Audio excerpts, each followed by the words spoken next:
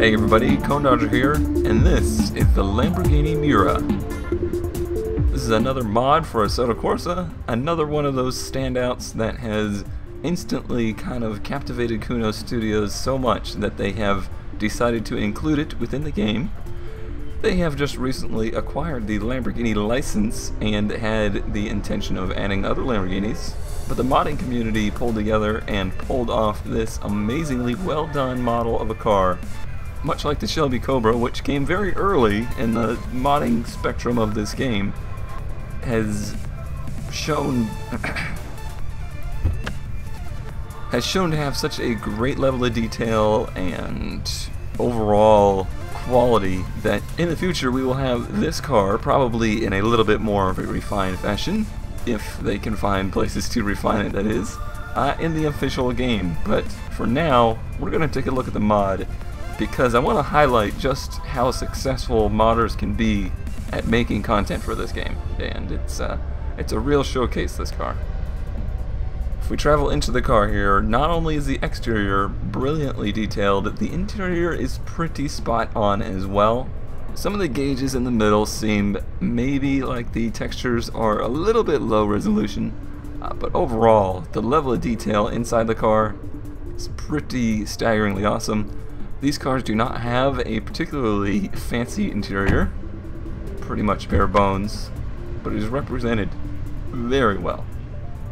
So we know it looks good, we know the detail is there, but now it's time to find out how it drives, how it sounds, and how its overall presentation is in the game. Alrighty, now we have the car on the track. Let's see how it reacts, how it drives, how it sounds.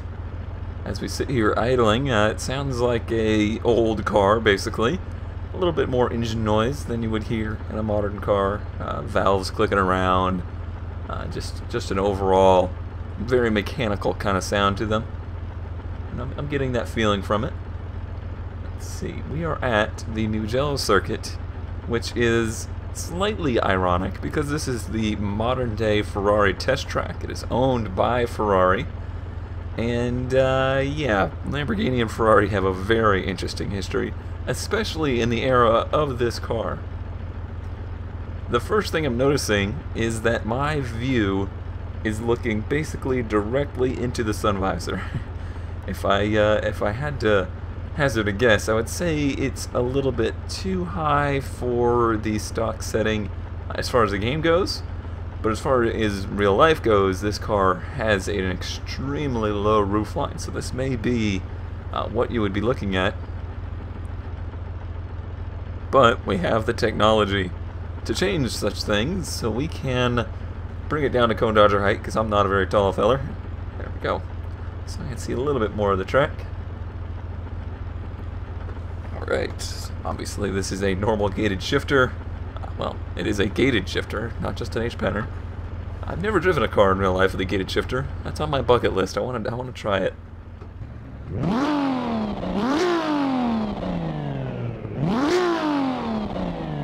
Interesting. Okay, I guess I'm hearing a little bit of backfire there off of. Yeah, that's. I thought it was maybe clipping. The sound was clipping on the way down. Ooh, you can't over rev it in neutral. Good to know. Good to know. Alright, let's get moving.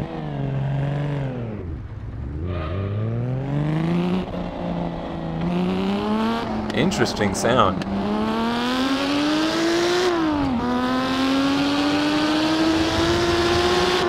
Quick. I was actually not really expecting it to be this fast. Oh, lots of body roll. Does not like rev matching. Wow, the body roll was intense. It really does kind of remind me of how the Shelby drives. Oops, actually knocked it out of gear there. So we're dealing with 70s suspension and tire technology here. So certainly a dramatic change from what we were driving last week, or what we're driving in the career mode. That's something else, the way it pitches on the brakes. Gotta take a little bit of getting used to this gearbox. Gotta be really slow with it.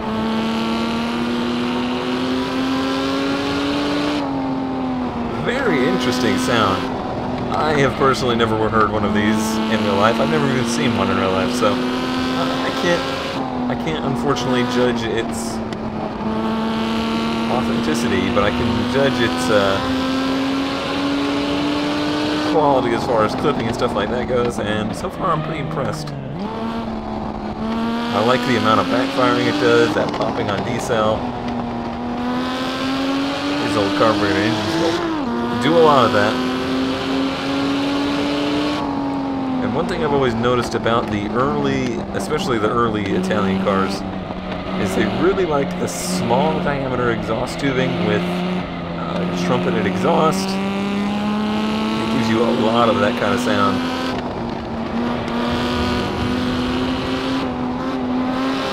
Now that I'm getting a little bit more acclimated with the car, its handling is not awful, despite the amount of body roll you do get. Extremely easy to lock the brakes.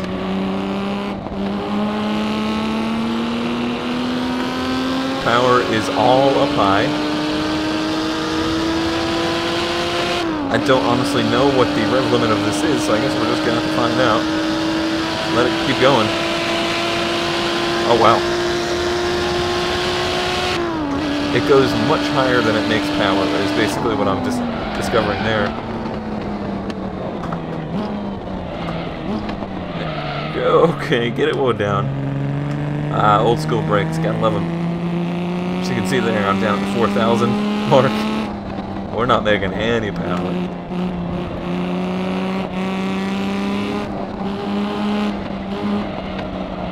Very easy to drive if you leave it down here. I imagine it's a different animal up at the high rev band though. It's almost a little distracting the way it pitches like that. Whoop, whoop, whoop, first spin. Sound-wise, it sounds like they used their own tire screeching noise, which is interesting. I've not seen anybody else do that. It's a little high-pitched. These tires are much harder than modern compounds, as you can see, and I am sure they are. I don't know. I would hazard a guess to say they are probably bias ply, which have a much squishier feel to them overall.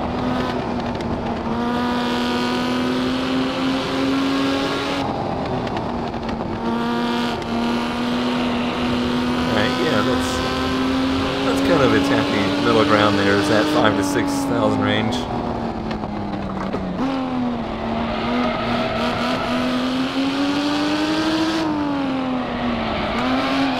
You can get it sideways, and it does snap pretty easily though. That's my first impressions anyway. It will rotate. The back end will come around, but it seems to want to carry it around rather than let it come straight again. You just need a little more practice with it though.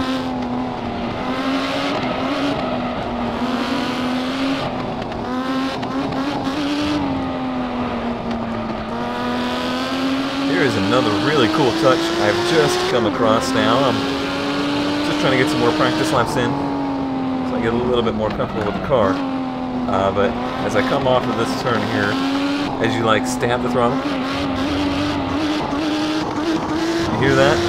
It's almost like it's kind of fuel starving a little bit there, or hiccuping. It really sounds like it's got a little. Get it back up in the high range so you can hear it again. Didn't hear it so much there, but definitely off of that first one. It just sounds like an older car. Carbureted cars, if you're on and off the throttle like that constantly, you're either going to starve it for fuel, or you're going to load it up with fuel by pumping the throttle, opening the jets up when you're not making any power or accelerating. So yeah, that's a cool touch. I don't know if it's just a I don't know, it kind of seems like it's actually part of the engine physics that it does that. The RPM actually bobbles a little bit on and off the throttle. It's a cool touch.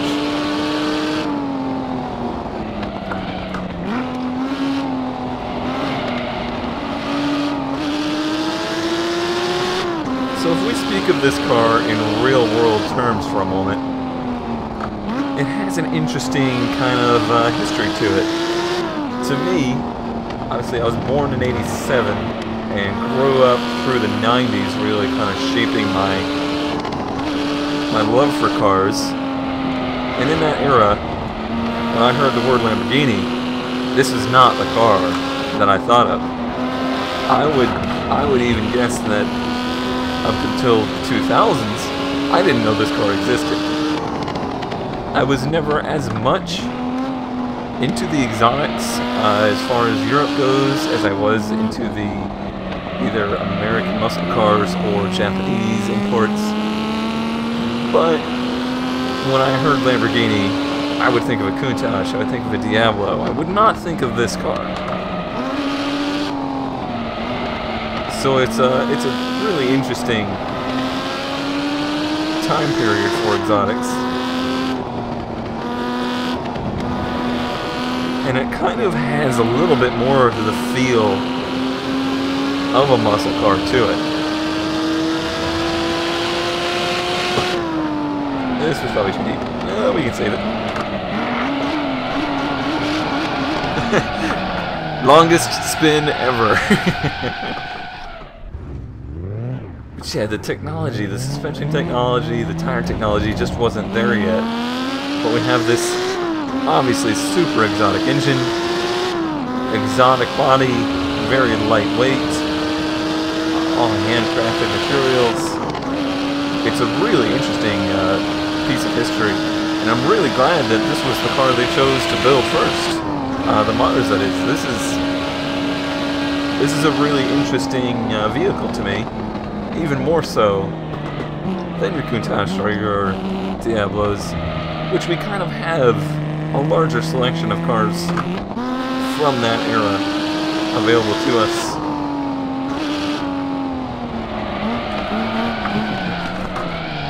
Oh, that oversteer. I'm gonna get it. I'm gonna get it eventually, I promise.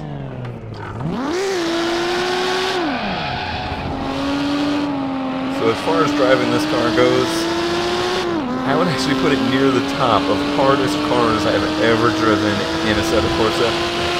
It actually reminds me a lot of the old F1 cars, Lotus 49, the crazy high horsepower, no downforce cars. It has a lot of those kind of characteristics. So I am going to buckle down here, do a lot of laps. Hopefully not too many, but it's going to take a while, I bet. Try and get a decent lap in here so we can really see this thing from the outside and watch it have a go around Mugello circuit here at full song. Not this one though.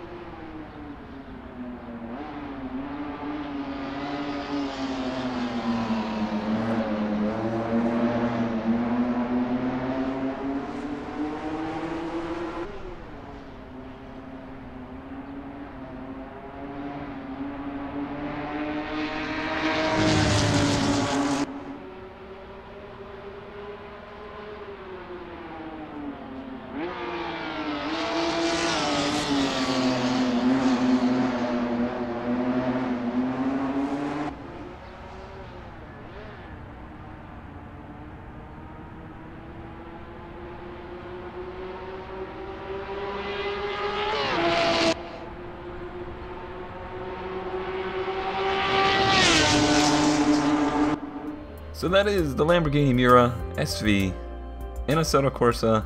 An absolutely incredible experience to drive, but is overall a very rewarding experience. You feel like you're really trying to tame some wild animal around the track, and it's extremely rewarding just to get it to respond in ways that you want it to. It's like absolutely nothing else I've ever driven in any sim game ever. If I had to try and liken it to anything, it's really like trying to drive an old Formula 1 car, just with even less grip and a possibly more broad power band. It's a car meant to be driven on the street, not something that was necessarily designed to be driven on the track, and that kind of shows in the way that it drives.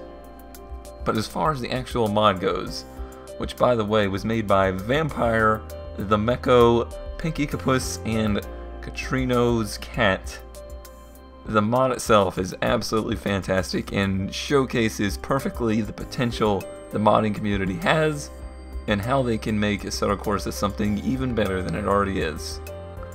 This is one of those cars you might not ever want to set up a race in Assetto Corsa unless you got a group of close friends that really are setting out to have fun and not necessarily a strict competitive atmosphere.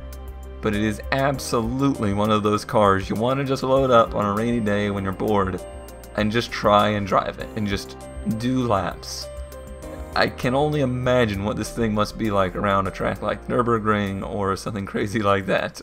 Even Spa would be challenging and extremely rewarding experience. So that's something that I will probably do in the future and just enjoy it.